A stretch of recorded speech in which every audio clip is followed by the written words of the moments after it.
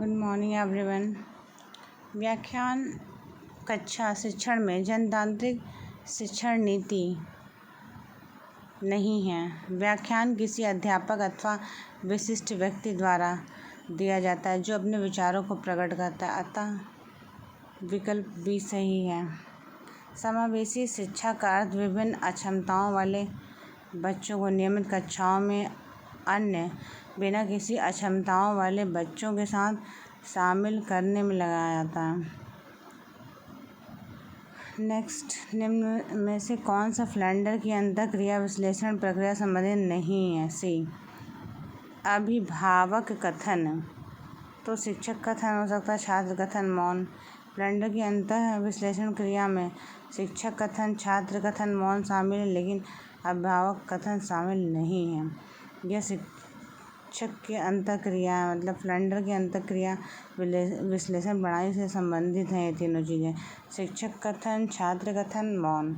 संभाषण में अर्थ की लघुत्तम इकाई है रूपग्राम। संभाषण में अर्थ की लघुत्तम इकाई रूपग्राम है। हम करके सीखते हैं, किसने कहा है? हम करके सीखते हैं, ये डॉक्टर मेस ने कहा है। तो डॉक्टर मेस ने ये कहा है कि हम करके सीखते हैं। कौन सा शिक्षण का स्तर नहीं है? डी, वर्णन शिक्षण का स्तर नहीं है। स्मृति है, बोध है, चिंतन है। स्मृति, बोध, चिंतन, निम्न तीन स्तर, स्मृति, बोध, चिंतन। नेक्स्ट, शिक्षण की अंतः क्रियात्मक अवस्था में मुख्य संक्रिया होती है क्रिया प्रतिक्रिया की। शिक्षण की अंतः क्रियात्मक अवस्था में मुख्य संक्रिया होती है क्रिया प्रतिक्रिया की। इसके माध्यम से शिक्षण कार्य होता है। मतलब टीचर जो क्रिया करता है और जो बच्चा होता है, जो शिक्षा ग्रहण कर रहा होता है, वह रिएक्शन करता है, क्वेश्चन पूछता है, उसके अंदर जिज्ञासा उत्पन्न होती, बहुत सारी परिस्थितियों में बहुत सारे प्रश्न कौतूहल बस उसके मस्तिष्क में आना शुरू हो जाते हैं। तो इस तरह से बहुत सारे प्रश्नों को करना शुरू करता था और उसकी यह जिज्ञासा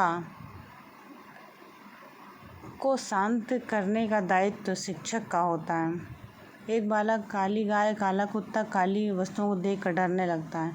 इस प्रकार के अनुबंधन में निहित होता है उद्दीपक सामान्यीकरण। एक बालक काली गाय, काला कुत्ता, काली वस्तुओं को देखकर डरने लगता है। इस प्रकार का अनुबंधन उद्दीपक सामान्यीकरण होता है।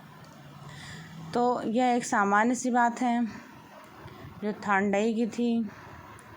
वो SR स्टिमुलस और रिस्पांस प्रक्रिया थी, अनुबंधन था। स्टिमुलस दिया, फिर रिस्पांस हुआ उसका। जैसे कि बाउल में मछली भरकर सामने रखी गई तो बिल्ली का रिस्पांस हुआ, SR स्टिमुलस और उसका रिस्पांस। लेकिन इसमें बताया जा रहा है कि यह सामान्य उद्दीपन है। मतलब कोई भी वस्तु हमने अचानक से देखी और हम डर गए, तो यह सामान्य उद्दीपक है। शिक्षण विधि का चयन करते समय निम्न में से किसको ध्यान में रखने की आवश्यकता नहीं है? सी, अभिभावक की पृष्ठभूमि, विद्यार्थियों का मानसिक स्तर, व्यक्तिगत भेद, विषय की विशिष्ट प्रकृति। तो हमें यह ध्यान में नहीं रखना है कि अमुक छात्र किस बैकग्राउंड को बिलोंग करता है। मतलब उसके पापा हलवाई की दुकान लगा रहे हैं, या उसके पापा IAS अधिकारी हैं, या उसके पापा प्रधानाचार्य हैं, या उसकी मम्मी उसी स्कूल में प्रिंसिपल हैं। तो खैर फ़र्क तो पड़ता ही है। लोगों के मन में ऐसी भावनाएं आ तो जाती हैं। लोग इनइक्वालिटी करते हैं, डिस्पैरिटी करते हैं। लोग एक अलग नज़रिए से, अलग नज़रों से देखने लगते हैं उस बच्चे को, उसके साथ ज़्यादा लीनियंसी से पेश आते हैं। ये सब तो होता है, लेकिन ऐसा होना नहीं चाहिए। अब शिक्षकों को ऐसा भाव अपने मन में नहीं रखना चाहिए किसी भी बच्चे के प्रति जिनके अभिभावक किसी बड़ी पोस्ट पर हैं। यदि वह सर्वविदित है, प्रचलित है, या सब लोग उसको जानते हैं, पहले तो कोशिश करनी चाहिए कि उनके जो बैकग्राउंड, फाइनेंशियल बैकग्राउंड को छुपा कर रखें। यदि वह ज़्यादा हाई फाई फैमिली से बिलोंग करता है तो उसे छुपा कर रखें, हाइड करके रखें, क्योंकि इससे वैमनस्यता फैलती है समाज में। और जो अन्य बच्चे हैं उनमें नीचे तबके का होने का मतिभ्रम फैलता है, क्योंकि वहाँ पर सभी लोग सामान्य तौर पर शिक्षा को ग्रहण करने आए हैं। पैसे पोस्ट पोजीशन को दिखाने या उसको जताने नहीं आए।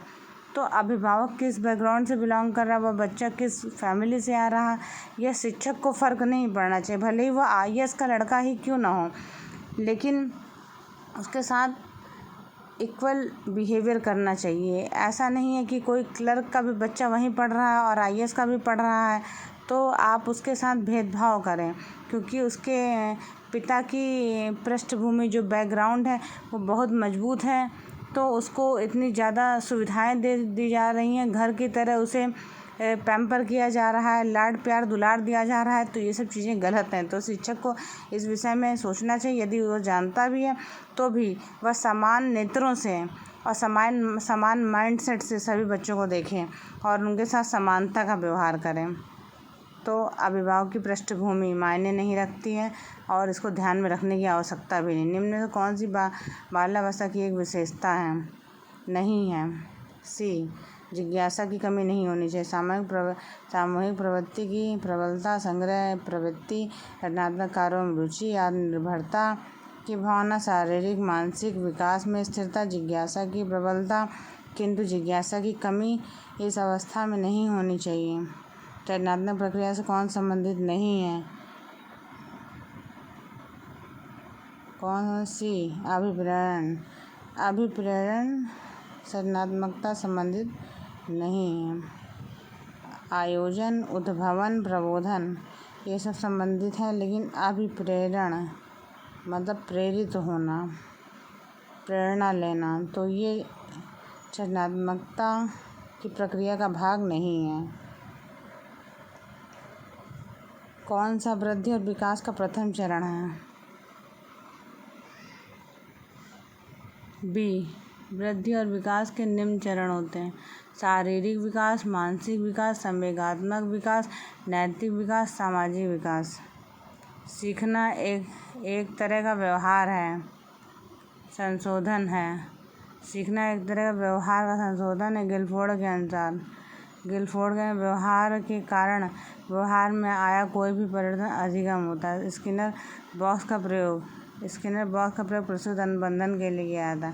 बुद्धि मापन की भाटी या बैटरी के परीक्षण में कितने स्तर होते हैं? 5 उप परीक्षण होते हैं: Kohs black design test, pass along test, pattern design test, immediate memory test, picture construction test. Thank you.